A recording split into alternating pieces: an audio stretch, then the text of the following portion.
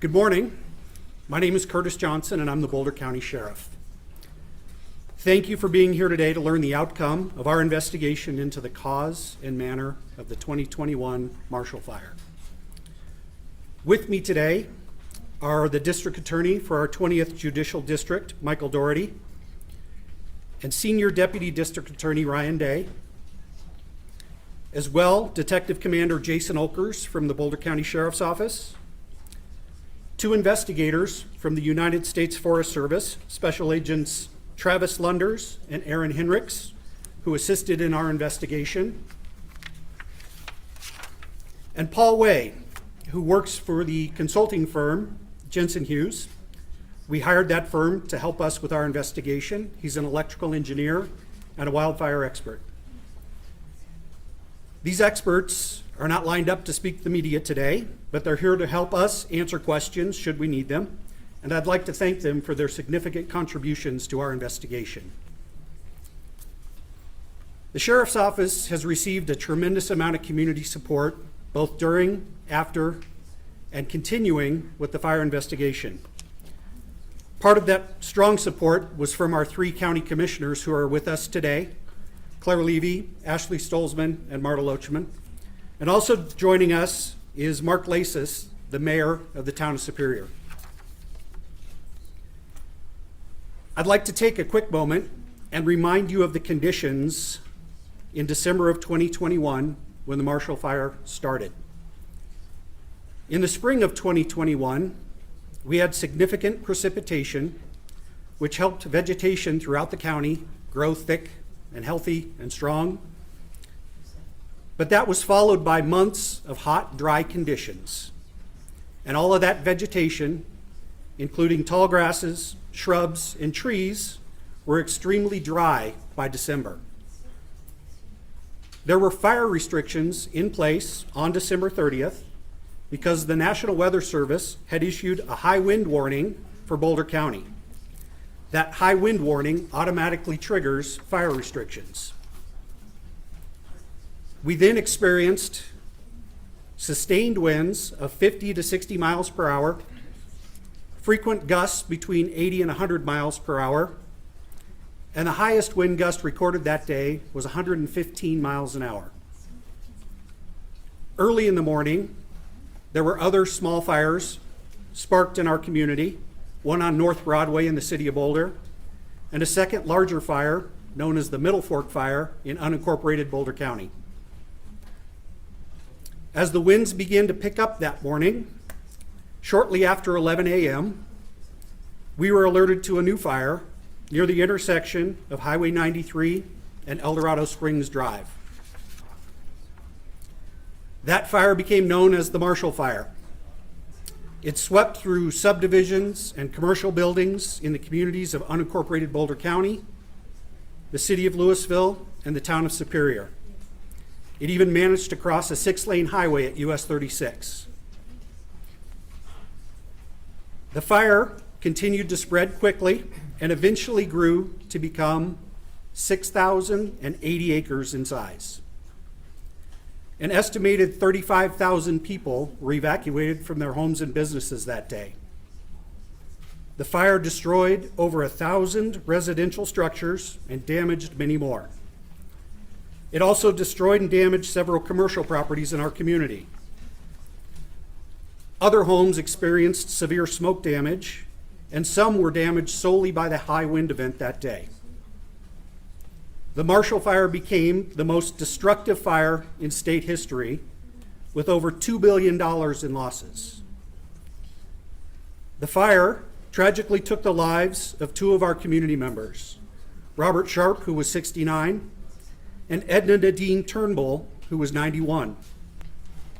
And although we don't know the exact number of pets and animals lost that day, some estimates have it being nearly 1,000. With every home that burned that day, people lost everything. All their possessions, family heirlooms were turned to ash. I share in that loss as I lost my home to the Marshall Fire. And if you'll give me a little grace, I get a little emotional still. about the impact that has had on my family. I recognize that the investigation into the cause and the origin of the Marshall Fire has taken a significant amount of time to complete. Our investigative team cumulatively worked thousands of hours on the investigation. In addition, we consulted with outside labs, subject matter experts, fire investigators with the Forest Service, and our electrical engineer and wildfire expert. That investigation included initially looking into 146 reports of missing people in the hours and days following the fire, conducting 2 thorough death investigations, collecting nearly 200 items of evidence, reviewing nearly 200 tips from the community, writing and executing multiple search warrants, reviewing hundreds of videos and photos from that day, interviewing hundreds of victims and witnesses, and reviewing every 911 call that was made that day. Throughout this, the Sheriff's Office was committed to conducting a thorough investigation. And while it took time, I can confidently say that we know what happened and why. Later today, all of the investigative reports will be shared with the media and the community on our website. It is important to me and District Attorney Doherty that we openly share the results of this investigation.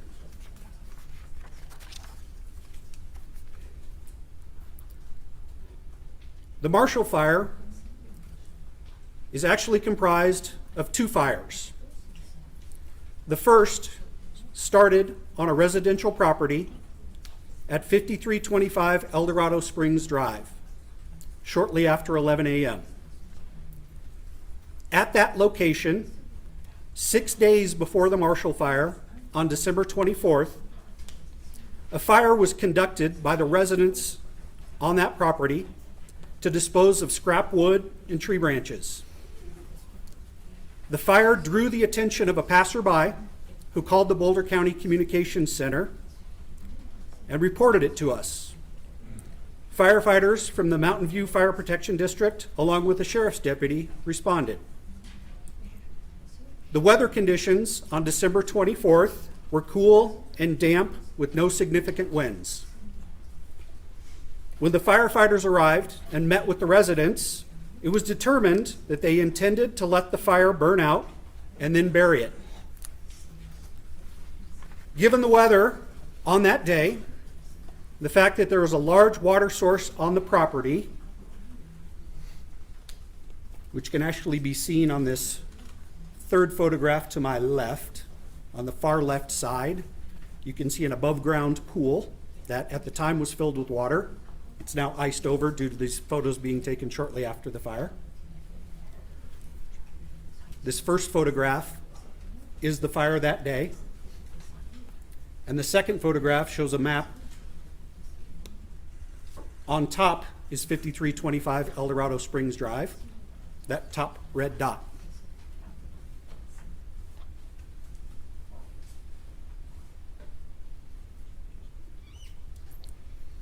Given that there was the large water source on the property and the plan to cover the coals with dirt, the fire department believed the fire was being conducted responsibly. The remnants of the fire were covered with dirt at about 5 p.m. by the residents, and there was no indication between December 24th and December 30th of any additional fire after the coals and ashes had been buried. On December 30th, the high wind event uncovered the previously buried fire, and the embers were exposed to oxygen and blown into the nearby dry vegetation. The vegetation caught fire and began to quickly spread through the property. Our investigators consulted with the Missoula Fire Sciences Laboratory and learned that under the right conditions, smoldering combustion can occur for weeks or even months when buried. The residents of that property were initially unaware of the fire that began And once they realized there was fire and that it was spreading, they attempted to put it out. But the winds were quickly spreading the flames faster than they could keep up. The first responding firefighters reported that the shed on the property, which was widely publicized in social media and in the media, was not burning when they first arrived. It did soon burn as the fire continued to spread east on the property. That shed was initially investigated as a potential location for where the fire started. But after our investigators exhumed and recreated the remains of the shed, we learned that there was no electrical service to the shed and no indication that the fire started at that location. Firefighters then reported that the fire began to make a run to the east towards the Marshall community. And despite their efforts to reposition and try to stop the fire, the winds overwhelmed them. Approximately 1 hour later, a second fire started just south of the Marshall Mesa trailhead. And you can see that on the second photograph to my left. The bottom red dot at this corner shows where that Marshall Mesa trailhead start point was. Initially, our investigators looked into the possibility that the second fire may have been caused by embers from the first fire. Given the fact that the second fire was approximately 2,000 feet south and west of the first fire, investigators quickly determined that it was not likely that embers moved that far against the wind and started the second fire. And again, that second photograph, you can see the two red dots are the two locations where fire started, and that gives you a relative distance between them, and the fact that that second start at the bottom was west of, and the prevailing winds that day were blowing from the west to the east at 50 plus miles per hour. Further investigation determined that the most likely cause of the second fire was hot particles discharged from an Xcel Energy power line. A close examination of the power lines in the area revealed that one of the power lines had become unmoored from a crossarm and was hanging low enough to come into contact with a support brace. The sheriff's office then retained an electrical engineer and wildfire expert to assist with the investigation of the power lines, and he determined that the power line showed significant evidence of electrical arcing. The arcing of the power lines produced hot aluminum particles, which were then discharged into the receptive fuels below the power line. Our expert stated in his findings that it is more likely than not that discharge particles from the power lines started the second fire. These two photographs to my right show an image from a trail camera that was placed at the Marshall Mesa trailhead. And in it, it's hard to discern, but you can see the unmoored power line hanging and where the fire started. The second photograph is a close-up of one of the power lines involved, and you can see visibly that there is material missing from the line. This unmoored power line was not recognized by investigators during the initial inspection of the area. That is because the power line had been reattached to the crossarm in an effort to restore power to the area as quickly as possible. You may recall that the day after the Marshall fire, temperatures fell and we began to receive snow. There were thousands of homes in the area without power and legitimate concerns that the freezing weather would cause additional damage to homes from freezing pipes. There were urgent requests for Xcel Energy to restore power in the area as quickly as possible, and the previously unmoored power line had to be repaired as part of that power restoration project. There were also reports of a downed power line in the area of Highway 93 and El Dorado Springs Drive. The only downed line, or line that was in contact with the ground, was located and determined to be a communication line. Inspection of that line found that there was not sufficient electrical current in the line to have started a fire.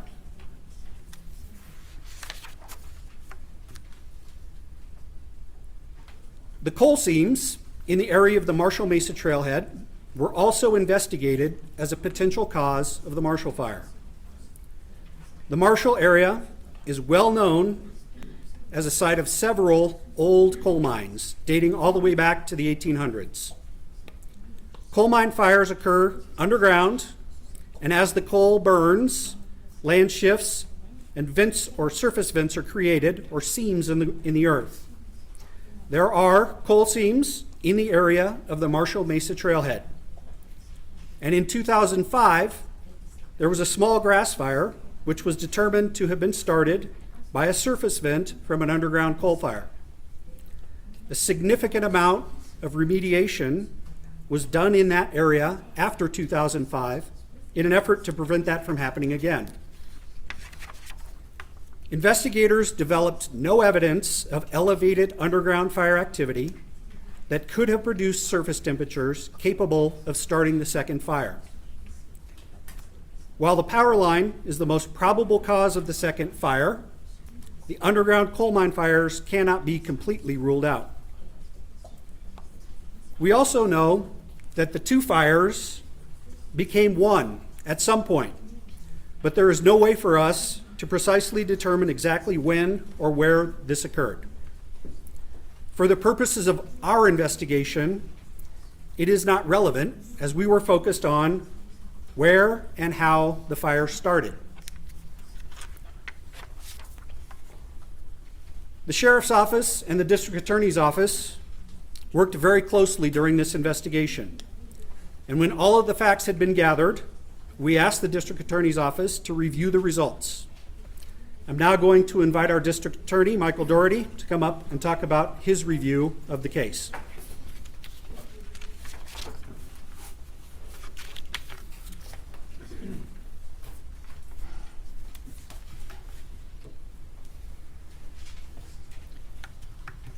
Good morning, and thank you for being here today. My name is Michael Doherty, and I have the honor of being the District Attorney for the 20th Judicial District, which is Boulder County. And I want to start by thanking Sheriff Johnson for that very thorough presentation. I'm going to seek to not repeat everything he has said, but I'm going to touch on some of the things that we worked on in conjunction with the Sheriff's Office. We did, as the Sheriff noted, have a very close working relationship with the Sheriff's Office throughout this entire investigation. It started when Joe Pelly was our sheriff and continued under the leadership and direction of Sheriff Johnson. I will just share with you that on the day and night of the fire, when I responded to the Emergency Command Center, and I could see in the distance the fire spreading incredibly quickly and different plumes of flames jumping, and I realized and was told those were different houses going up throughout the community. Standing next to me was Sheriff Johnson, and his house was one of those over 1,100 homes that were devastated on December 30th of that year. For Sheriff Johnson and his family, and for all the community members who were impacted, our commitment from the very beginning was to conduct and assist and then review an exhaustive investigation and to leave no stone unturned. That was our commitment since day one, recognizing how many people had their lives devastated, how many homes were destroyed, how many pets were killed, and then also the two victims who tragically lost their lives, Edna Turnbull and Robert Sharp. We also had members of the District Attorney's Office who were directly impacted by the fire. So from the very beginning, our commitment was to leave no stone unturned in conducting an incredibly thorough, exhaustive investigation, and then to share the results of that investigation with our community members. So from the beginning, we were working as a second pair of eyes, along with the Sheriff's Office, with assistance from the United States Forest Service, the Department of Mining and Reclamation Services, the Colorado Bureau of Investigation, outside experts, electrical engineers, other law enforcement agencies. We also were committed to being transparent. So as the sheriff noted, but it bears repeating, this presentation is being recorded and it's going to be put on the sheriff's website, available for everybody in the community to watch. We also have put together a summary report that captures the findings of the sheriff's office, the district attorney's office, the U.S. Forest Service, and the experts that we utilized during the course of this investigation. That summary report will be provided to you today and to the community today as well. In addition, all the body-worn camera video that has not yet been released will be released by the sheriff's office. The experts' reports will be available on the sheriff's website. The police reports will be available on the sheriff's website. So I would invite and encourage community members and, of course, members of the media to look through those materials, to take a look at everything we looked at, everything the investigators worked to gather, and everything that leads us to our conclusions that we share with you today. The district attorney's office assisted in the investigation and review of this case. We went through all the evidence, documents, and materials in conjunction with the investigation by the sheriff's office and other agencies. The district attorney's office joins in the conclusions that the sheriff's office investigators reached in this case. And those are shared in the summary report that Sheriff Johnson and I put together with help from our staff. Additionally, the district attorney's office looked to see if it would be possible or justified to charge any criminal offenses in connection with the cause and origin of the Marshall Fire. The decision of the district attorney's office, which is that there's insufficient or no evidence of a crime having been committed, is consistent with the findings by the sheriff's office investigators, the U.S. Forest Service, and also the experts who worked on this case. I will say that the law and ethical rules for prosecutors require us to only file charges when there's evidence of a crime, and when that evidence can be proven beyond a reasonable doubt in a court of law. The decision we reached today is based on input from the experts, the investigators, but also going through the case with different investigators and different prosecutors unconnected to the investigation, getting their feedback, their direction, their questions to continue driving the investigation forward and ensuring that we make the right decision for our community today. I will say the criminal standard for proving criminal offenses is proof beyond a reasonable doubt. That is, of course, as you know, higher than what's required in civil law and civil practice. So in criminal law, we have a much higher standard of proving cases beyond a reasonable doubt. It's the highest standard in a court of law and the highest standard in the country, of course. This fire was terribly destructive and traumatic for so many people. We make our decisions about charging criminal offenses based on evidence and not based on emotion. So we've gone through all of the evidence in the case. And what I want to just really stress for the community is if we were to tell you today that we were filing charges, it would be wrong and unethical. We can only file charges when there's evidence of a crime having been committed. And I'm going to go through each one of these things and talk to you about where we have insufficient evidence, or for a couple things, actually no evidence that a crime was committed based on the exhaustive investigation that was conducted here. And if we were to tell you that we were filing charges today, I imagine some people would cheer that decision because of how much people have suffered in this community. That cheering would come to an abrupt stop in about 6 weeks, because we'd have our first court hearing where we have to show a judge that we have evidence to move forward with a criminal prosecution, and a judge would dismiss this prosecution for a lack of any evidence. Also, doing that would violate the ethical rules and the law for prosecutors, and my sworn responsibility to this community to always seek to do the right thing based on the evidence that we have available to us. So I'm going to go through the analysis and where we have insufficient, or for a couple of things I'll cover, no evidence that a crime was committed. Obviously, if additional information comes to light through the civil litigation that will certainly be taking place and that's already underway, then the sheriff's office and the district attorney's office would review it and reconsider it. We've had an exhaustive criminal investigation, and I want to highlight that while what we're sharing today will certainly be of relevance and interest and perhaps value in civil litigation, we are focused on the criminal investigation and whether there was sufficient evidence for criminal charges. So first, with regards to 5325 El Dorado, which is represented by that red dot at the top of the photo, 2 to my left. I'll step over and show it to you. Sorry.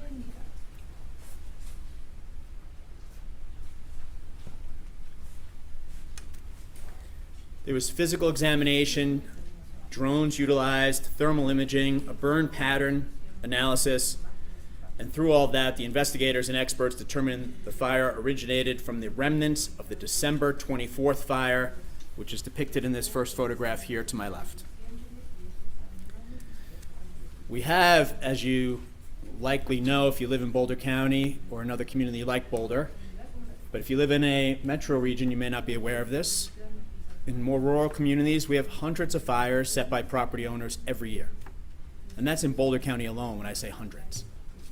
So hundreds of fires are set by property owners every year. Obviously, it has to be in certain conditions, and I'll talk about that as we go through this. But the United States Forest Service concluded that the extraordinarily high winds that we faced on December 30th uncovered the buried fire from December 24th that had been set by the residents of 5325 El Dorado. The wind then blew those embers across the property and caught fire. In reaching that conclusion, the United States Forest Service, as the sheriff mentioned, also worked with the United States Department of Agriculture and the Missoula Fire Sciences Laboratory. And we learned that fire that is buried by dirt, that has smoldering embers, can go for hours, days, weeks, and in some conditions even months. And in the materials we'll be sharing through the sheriff's website today, you'll see that in the experts' reports, and you'll also see the research that they looked at in reaching those conclusions. So all that information will be provided to you. As the sheriff mentioned, but I want to highlight the video of the shed that was on fire on December 30th, which went viral. That shed was not on fire when first responders arrived on scene there.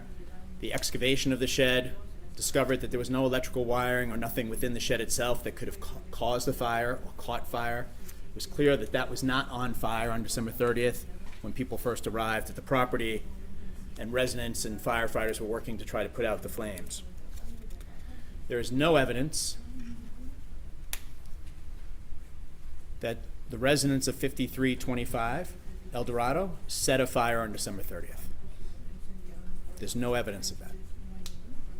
I say that based on all the work that was done, but also there were approximately 40 people living in the structures at 5325 El Dorado at the time of the December 30th fire. Sheriff's Office investigators and district attorney investigators interviewed all of the adults who were on the property at the time of the fire. There were also children there, and we utilized specially trained forensic child examiners to interview all the children who were on the property at that time to determine, did anybody start a fire on December 30th? And through all of the analysis and the interviews, we were able to determine that the fire was set on December 24th and that no one saw any smoke, flames, or indication of any fire whatsoever between December 24th and December 30th. To say that the investigators conducted a very thorough search of the property and of all the conduct that had happened in that week leading up to the fire would be fair. An incredibly thorough investigation was conducted, including a search of the entire property. So when we talk about criminal charges, when we look at a charge of arson, for example, there are two things I'll share with you that are elements for being able to prove a charge of arson. One is knowingly, which means someone knows or is practically certain that a result is going to come as a result of their conduct. If they know that what they're about to do is going to cause a certain result. Or recklessly. And under criminal law, not civil, but under criminal law, recklessly is defined as disregarding a substantial or unjustifiable risk. There's no evidence to indicate that when they set the fire on December 24th, that they had any knowledge that after covering it with dirt, that the embers would be uncovered by the wind, spark, and cause a fire on December 30th. In addition, there's no indication that they disregarded the substantial and unjustifiable risk when they started this fire on December 24th. I would highlight for you, as the sheriff mentioned, that on December 24th, it was wet, rainy, and cool out. Also, it's important to note what the sheriff touched on, that the firefighters from Mountain View Fire responded on December 24th after a community member called in about the fire having been set on the property at 5325. The firefighters, a Boulder County Sheriff's deputy, and someone from Boulder County Open Space and Mountain Park Rangers all responded. They determined, Mountain View Fire did, that the fire, the way it had been set and their plan to extinguish it, was reasonable and responsible. There's no way we could prove in court today that their conduct on December 24th was criminally reckless when the firefighters who were there determined that their conduct in setting the fire and their plan to extinguish the fire was in fact reasonable and responsible. And this is one of hundreds of fires that are used in Boulder County by property owners every year. The fire was then smoldering for 6 days and no sign of it until December 30th. I will say, just to give you an example of how you might want to look at this, if we take a step back from the fire for a minute, let's say you have a frozen lake and hundreds of people go on the lake without a problem. It's frozen solid. There's no signs prohibiting people from going on the lake. And on this particular day, a man takes a couple kids out onto the ice, and first responders come along and say the lake is frozen solid, you have nothing to worry about. And at some point thereafter, one of the kids goes through the ice. Is the man responsible? On some level, of course. But was he criminally reckless? No. So we look at the evidence and the law to determine what the right decision is here. Clearly on December 24th, when they set this fire, they had no idea that the high wind event, where winds were gusting up to 100 miles per hour, were going to happen on December 30th. They had no idea that this could spread and destroy over 1,000 homes. They did take, as the sheriff noted, and I think it's worth repeating for members of our community, they did take immediate action upon realizing that it was on fire to try to put the fire out. First responders did the same, and the fire quickly got away from everybody. I'll turn now to the Marshall Mesa Trailhead fire. I'm just going to step by you for 1 second.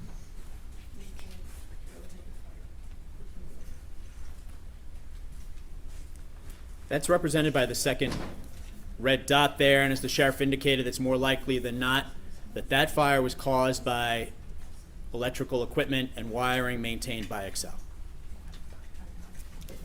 It is possible that other causes of that fire are responsible. So it's possible, certainly, that embers could have gone from that top red dot down to the red dot you see at the bottom there. That's very unlikely, and very unlikely. I mean, it would have had to travel 2,000 feet going against a wind that was blowing at an incredibly high rate from west to east.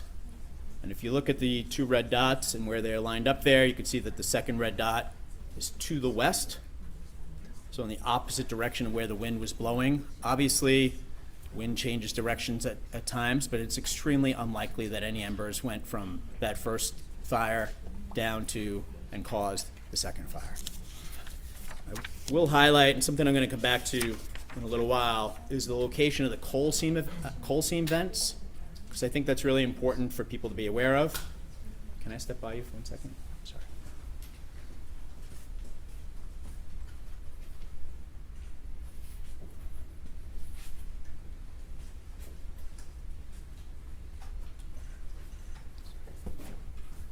I was told not to move away from the microphone while speaking, so. You can see this when you come up here after, and you'll also be able to see it on the sheriff's website, but I want to highlight for you, first fire is happening up here. Down here is the electrical pole maintained by Excel. There were two specific areas represented by lines to these red boxes called specific area of origin, where investigators and experts believe fire may have started in this grassy area. There are green boxes, and I'm going to point to them, and I recognize you're at a distance now, but green box here, here, here, here, here, and here. These are all coal seam vents in that exact same area.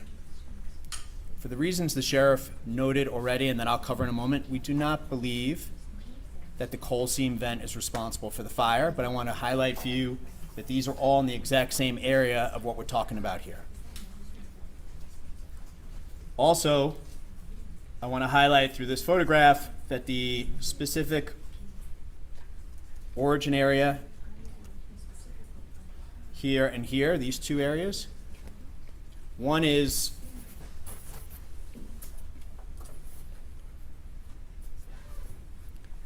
(79.6 feet from the pole, and the other is 110.5 feet from the pole. So 79.6 and 110.5 from the pole in question.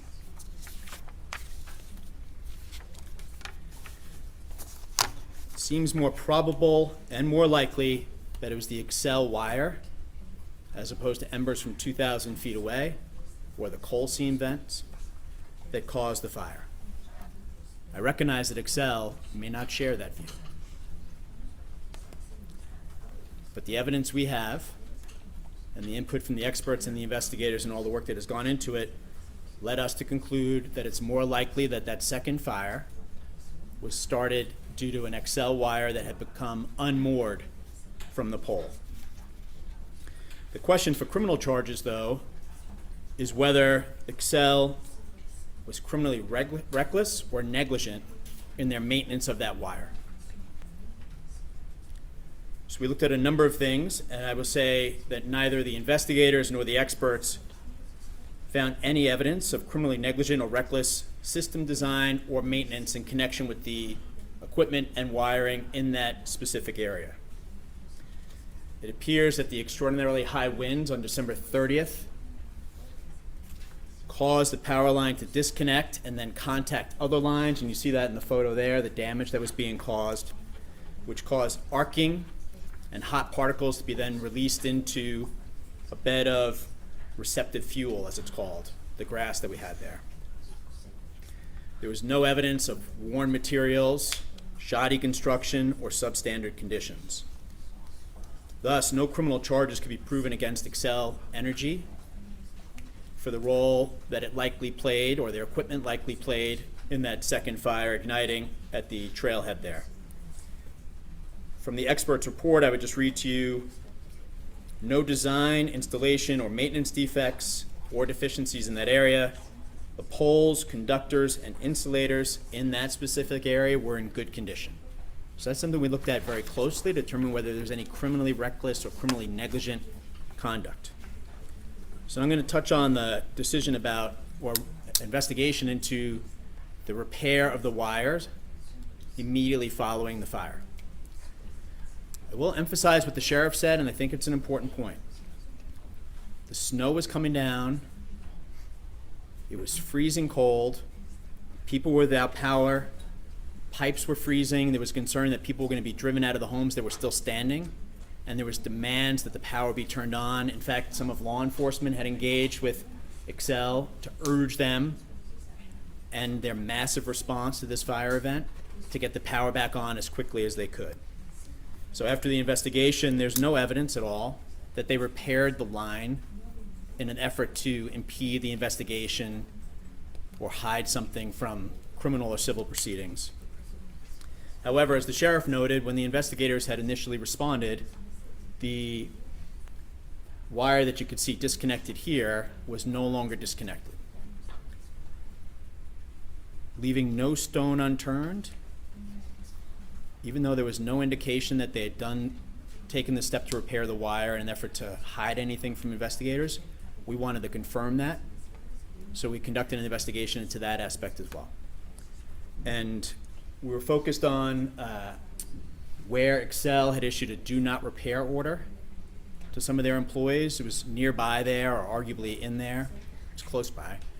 And we interviewed the employees from Excel and went through all the documents relevant to the repair, and there was no evidence whatsoever from any of those interviews or any of the documents that they repaired the wire to hide anything from investigators. Rather, it seemed entirely consistent with what law enforcement and community leaders have been asking Excel to do, which was please get the power back on as quickly as possible.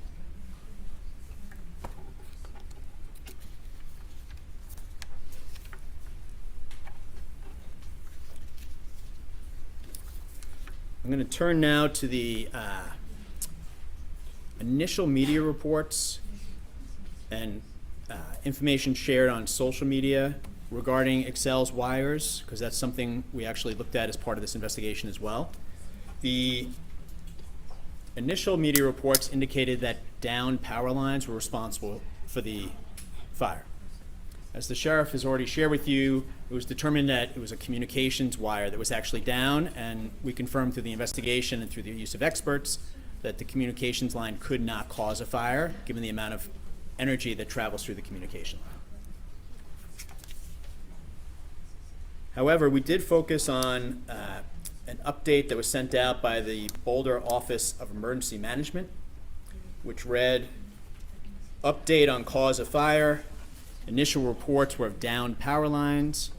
Xcel Energy Co., this is on Twitter, has been a very responsive and invaluable partner, and after inspection found no downed power lines in the ignition area. That's true. There was a line that was floating and unmoored. The definition of a down line is that it's touching the ground. That's the definition that Excel uses for a down line, means it's touching the ground. However, we wanted to, again, leave no stone unturned and make sure that that was not a miscommunication that was designed to mislead investigators at all. Speaking candidly, I will just say the communication could have been more clear on all sides of that. I'm just telling you my honest take on it. However, based on the review of the Excel documents and interviews, there's no indication that there was an effort there to mislead investigators. The down power line is language they've continued to use since then. They've talked to members of the media about there being no down power lines. That, based on Excel terminology, is technically true. An unmoored line for Excel is considered a floater or a floating line. So when their Excel personnel say down line, they mean something touching the ground. Underground coal fires, I think the sheriff covered it in detail. The only thing I would add to what the sheriff has said is after the 2005 fire that was caused by the coal vent, there were significant steps to mitigate that ever happening again. They dumped 275 tons of material into that area to cover up the underground coal mines. And they've continued to monitor it since, so rather than looking at any possibility they've been criminally negligent or reckless, in fact, they've taken steps to actively mitigate and monitor that site. The only other thing I would add to what the sheriff covered about the underground coal seam is that we also asked, after other high wind events since the Marshall Fire, for the temperature readings from the coal seam vents. So going back to 2005, for example, the temperature reading at the time of that fire was 373 degrees. After the mitigation, the temperatures were always below 90 degrees coming out of the coal seam vent. After the Marshall Fire, as part of this investigation, using thermocouples to monitor the temperature there, we asked, as part of the investigation, please let us know the temperature coming out of the vents after windy days. Of course, we cannot and could not replicate the wind that this community suffered from on December 30th, but on high wind days, there was no indication that there was ever enough temperature coming out of those coal seams as a result of the mitigation to cause a fire.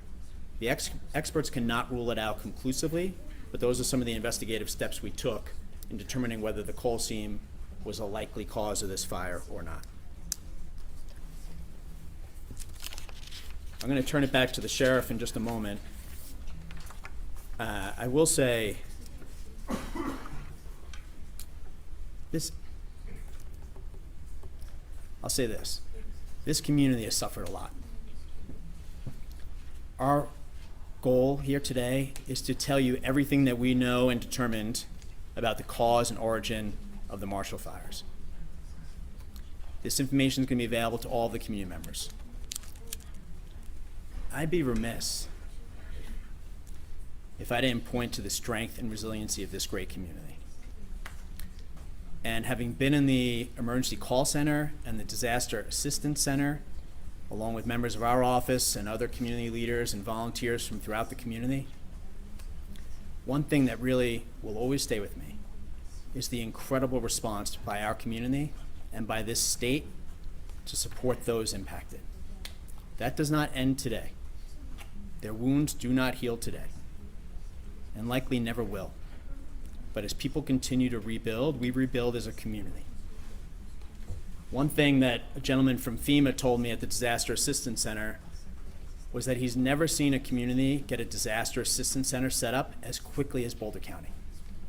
And his life, his job is traveling from disaster to disaster.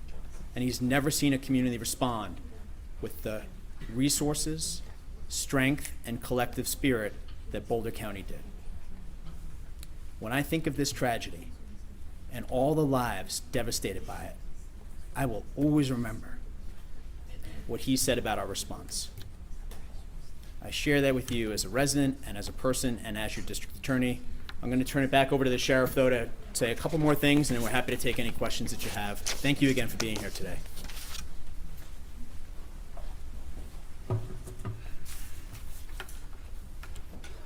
Before we move on, I'd like to just take a moment to thank all of the people who responded to the Marshall Fire, including the first responders from dozens of agencies across the state who showed up, provided assistance, and did everything they could to keep our community safe on December 30th. It's a testament to their bravery that more lives were not lost on that day. I want to thank our investigative team, subject matter experts who helped us. This was a complex investigation, and we appreciate your help and support. I want to thank the District Attorney's Office for working side by side with us and ultimately coming to the same conclusions we did about the cause and origin of the fire and the appropriateness of criminal charging. I really want to thank our Boulder County community. This investigation took longer than was anticipated, and I appreciate your patience. I know personally the last 18 months have been hard, and not having answers creates stress and challenges that we don't need. And I hope that now we can focus on rebuilding our lives and getting back to our homes and our community. We're going to hand out copies of the investigative summary to you now, a hard copy to share with you. And after that's been distributed and I get a drink of water, we'll take questions.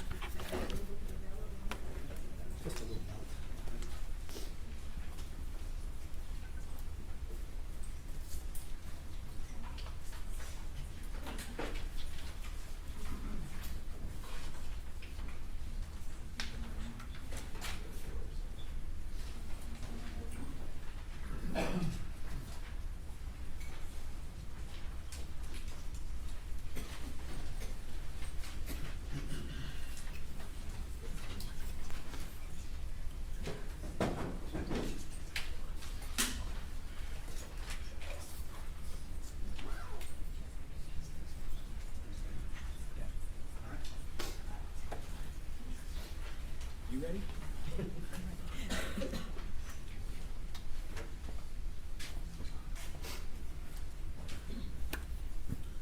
Questions? Sheriff Rob Lowe, Fox 31. While we know that Excel didn't engage in criminal conduct, is there any reason to believe that better maintenance of the equipment could have prevented the second fire?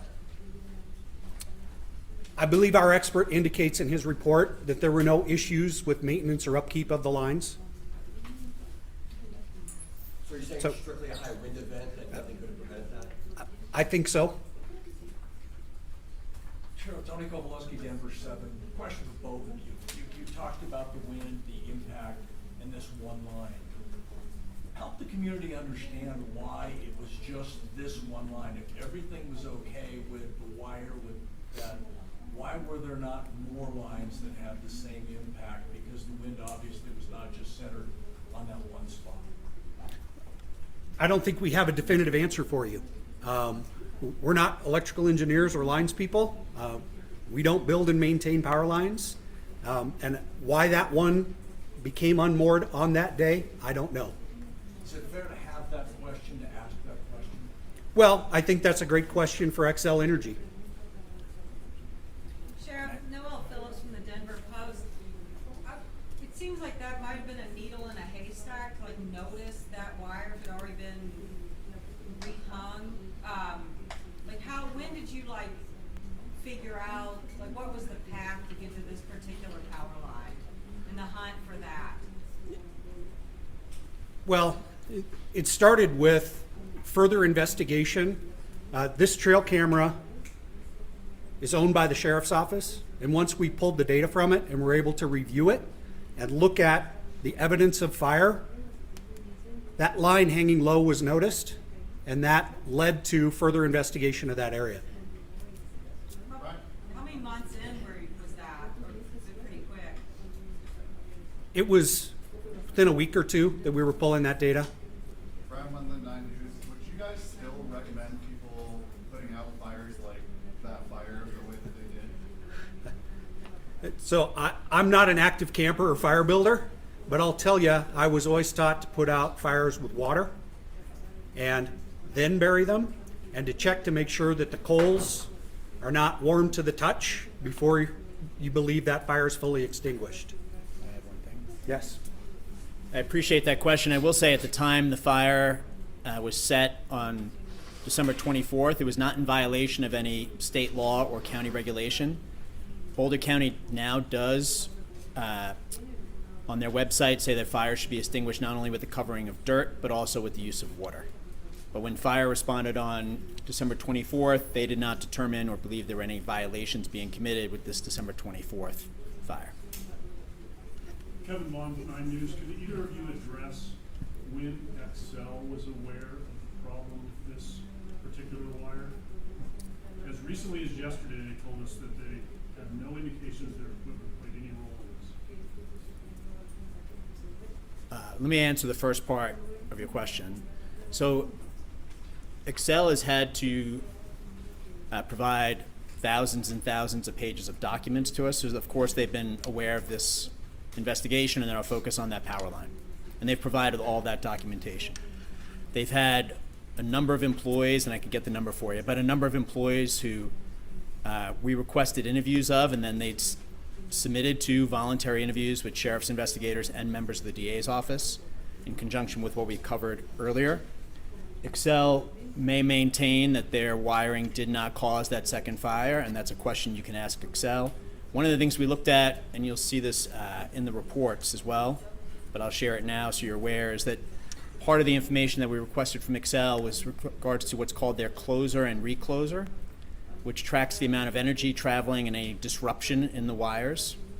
So what we know, I'm just taking a step back for a moment, what we know from the trail camera, which is only activated at a time of movement. So again, it's not just constantly recording. It's activated at a time that something moves across it.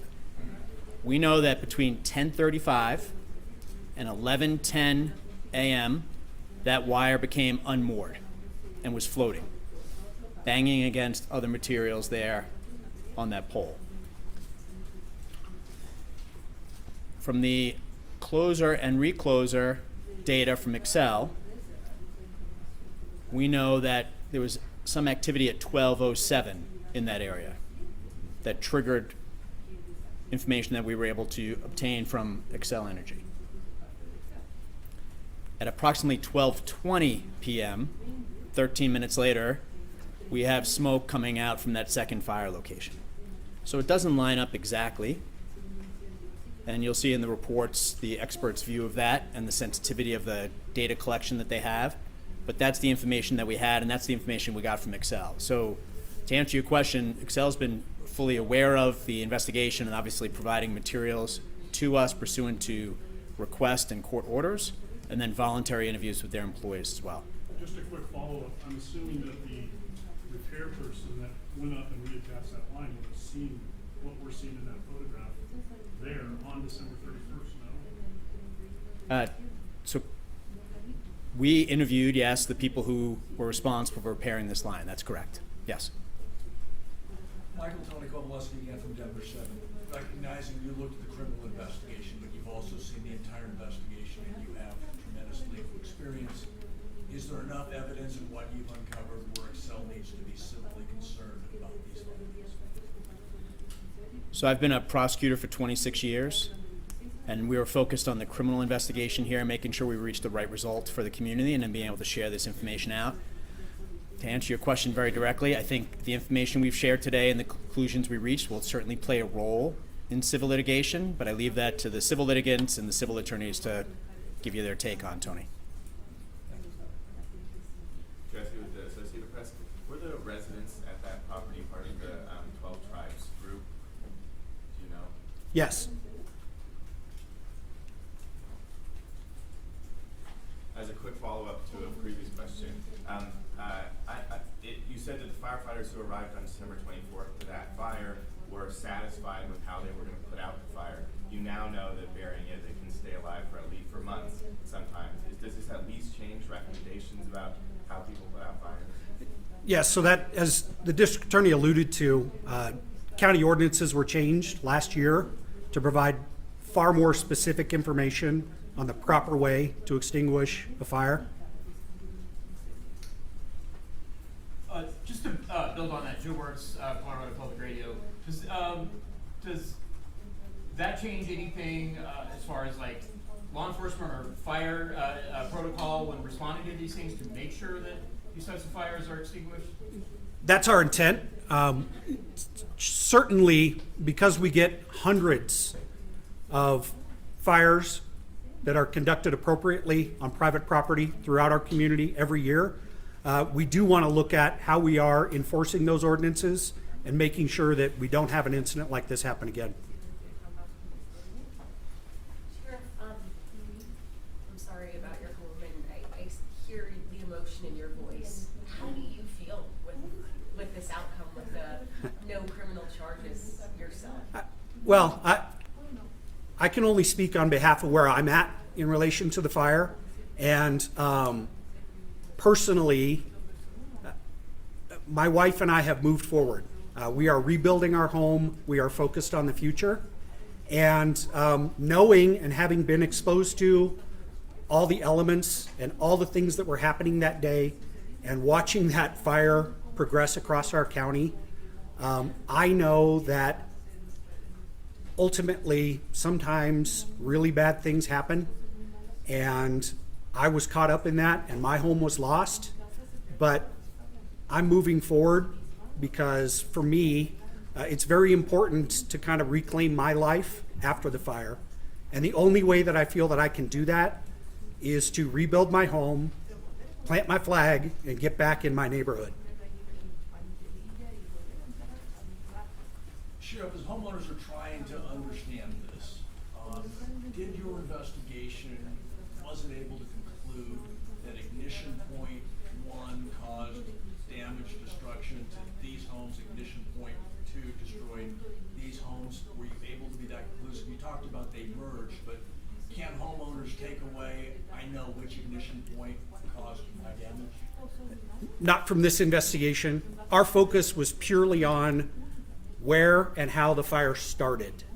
What happened to it as it blew east, I can't tell you. In the back, you had your hand up. Yeah, Tim Rubin, Boulder County. I was wondering if in investigations with Excel, if there have been conversations about undergrounding lines moving forward, and if there's going to maybe be a collaboration to push that process forward. So that's not a part of our investigation. I'm sure there may be discussion in the future amongst other elected leaders in our community. But for the sheriff's office and for the point of this investigation, again, we were focused on what happened and why. Recommendations for future improvements or how power lines should be managed in our community is a bit out of my lane as the sheriff. Vicki, if you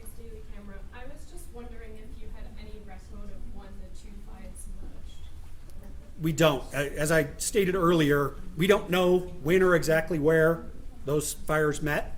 And again, that wasn't the focus of our investigation. We just wanted to know where they started. Can I jump in for a second? Yeah. Thank you for that question, Nikki. And I would just want to emphasize what the sheriff said. Where and when the fires merged is obviously an important and valid question, and I imagine it'll be the subject of a lot of civil litigation going forward. But for us, with determining cause and origin and whether there's any criminal charges that should attach, we were not focused on that. So could it be determined someday?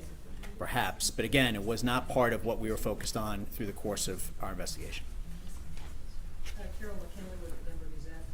You talked about the fact that the information you shared would play a role in charges in civil litigation against Excel. What about against 5325 and that organization? And you think that would be a personal lawsuit, or would that be a lawsuit that would be filed against the organization?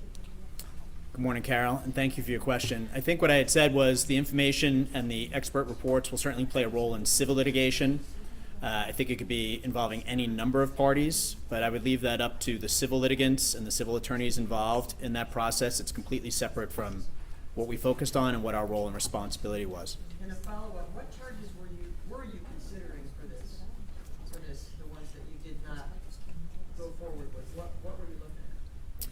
So we looked at any possible charges connected to fire. There are a number of charges that we have under criminal law, and I talked earlier about arson, and there's different degrees of arson based on whether it's knowingly or recklessly. And then we looked at the other conduct and statements to see if there was any criminal violations. There was no evidence whatsoever of a criminal violation with regards to the statements by Excel after, and then for the criminal line, for the repair of the line, we looked to see if there was any criminal activity there. We did not determine that there was any evidence to go forward with criminal charges. So reckless would be that they didn't mean to do it, but it was just an accident that happened because they were reckless and they didn't pay attention. So reckless is defined under criminal law as disregarding a substantial and unjustifiable risk. So the two examples we use in court are often someone fires a gun towards an area where there might be people, or someone's driving 100 miles per hour on the diagonal highway, and there are other cars, pedestrians, cyclists in the area. Those are examples of reckless conduct where they disregard a substantial and unjustified risk. So where that was relevant to us, or where that mattered to us, was with regards to the December 24th fire. Did the residents of that property set the fire disregarding a substantial and unjustifiable risk? There's no indication that they did, given that it was wet, cool, rainy out that day, plus the firefighters came and thought what the residents were doing in terms of having set the fire, but also their plan to extinguish the fire with dirt, was reasonable and responsible in the eyes of the fire department. Can you confirm whether that December 24th fire included the burning of railroad ties? And if so, does that not fall under treated lumber, which the experts say should never be burned? There was definitely wood in the fire, and I have to go back, Kevin, and check to see exactly what was described, and it's in our summary report as well. Did Excel have you said you got thousands of documents from them, did they have a record that that line had been unmoored for some time or previous time? Previously, no. There was no record of issues involving their equipment or maintenance, and that was something that was very important in our analysis. In other words, this is a different discussion and a different decision if that equipment was worn or shoddy or they had maintenance issues in the past. There was no such record of that, no indication of that. And then we actually, not me and the sheriff personally, but we had the wire taken down with the cooperation of Excel. So they de-energized that whole area, took all the equipment down. We had examined on scene, and then we had it taken to a lab to have it studied up close to determine the arcing that you see there, and that's described in our summary report as well. But no indication that there was any defects with the equipment or the maintenance of that area. Just to clarify, Michael, that you're saying that line became removed that day to the highway and stuff previously? That's what the investigation determined, and that's what we believe. Yes, Rob? So that little chunk that's missing in the picture, is that when you say hot particles flew that chunk is showing us where pieces of the wire just kind of disintegrated? That is In the arcing? very likely, yes. So the wire swinging, banging against another wire could cause, or did cause, hot particles to be released. And it was the determination that those hot particles were of a size and significance that if they traveled 79.6 feet or 110.5 feet, they would still maintain enough heat to cause that second fire.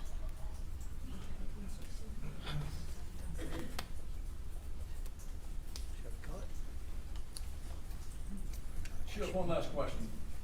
Spent more than an hour explaining. What do you hope the residents of your community take away from the past 17 plus months that you've done and the hour of this presentation? Well, I think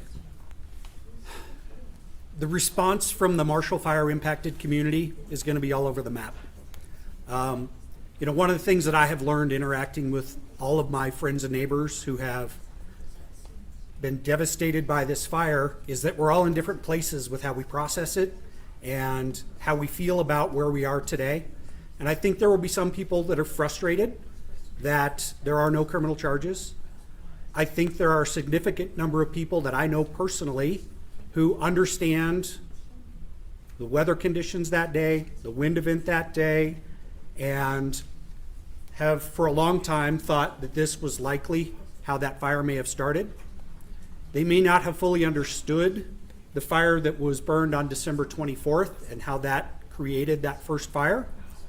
So I anticipate a mix of responses and emotions to what we presented today. And I understand and appreciate that, knowing that some of us are on a path moving forward and others are still struggling to make it to tomorrow. Thank you. I was just trying to want a little bit more clarity on this. Fire experts have said that it could smolder for months, and I'm assuming firefighters would know that. So I'm just curious why they would be satisfied with just burying it, the fire at that time without saying you need to put water on it as well or so on. I think part of that is nobody predicted the wind event that we had 6 days later that could uncover the fire.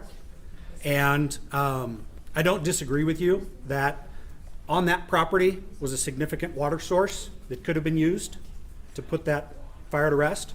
But I also can't speculate to exactly what the firefighters saw and their interaction with those residents on that day. Natalie Scully with KUNC. Can you tell me why this investigation took so long? What was necessary in all of those months? So I'll address part of that, and I'll let Mr. Doherty address part of that. From the sheriff's office perspective, part of it was all the work that had to get done early on post-fire. As I mentioned, initially we had 146 people reported missing in our community, and our priority was trying to locate those humans and make sure they were safe. We also had 2 really difficult death investigations to conduct, which took investigator time. And unfortunately, in Boulder County, crime and all of the other things that we are responsible for didn't stop and give us a break to dedicate full-time resources. And I don't have unlimited investigators to go out and work cases solely. We had multiple homicide investigations last year that our investigators were involved in. We had other complex, challenging cases that we had to work through. And so part of it was workload and bandwidth of our investigators. And part of it was at points during this investigation, as new information was discovered, as new items were revealed, we had to continually go down separate paths to rule in or rule out specific pieces of evidence, where and how the fire started. And I'll let Mr. Doherty also speak about some of the other complexities within this investigation that made it take a little more time. Thank you for your question. I would say that from the very beginning, our commitment was to conducting an exhaustive investigation, that we would leave no stone unturned. So I point you to the diagram down here that shows within a 2,000-foot area, we have coal seam vents pushing out hot air, we have an electrical line that's unmoored, and we have a home where a fire has been uncovered and is throwing embers and flames across the property. That's just an extremely complex scene for fire investigators and prosecutors to go through and determine what played what role there. A lot of the information that we required in connection with the electrical line was from Excel. That included a tremendous amount of data, documents, and also witness interviews, as we determined that we wanted to make sure there was nothing at issue about the repair of the line or the communication about whether it was downed or floater. So this wasn't just a purely cause and origin investigation that you might have with a fire where a lightning strikes a tree. This was far more complex than that. We wanted to make sure we got it right. So this was an exhaustive investigation. And in dealing with the property owners there, but also Excel, some of these things took time in terms of getting what we needed and getting the interviews that we needed conducted. So I recognize fire investigations take a long time. This one was actually more than just a pure fire investigation. Like if you look at the East Troublesome fire, for example, I think that took 18 months before they released cause and origin. And just based on what I know, it was nowhere near the complexity in terms of residents with a fire burning, coal seam vents, and issues with the electrical line becoming unmoored, and then this spin-off investigations that we conducted to make sure there was no criminal conduct whatsoever.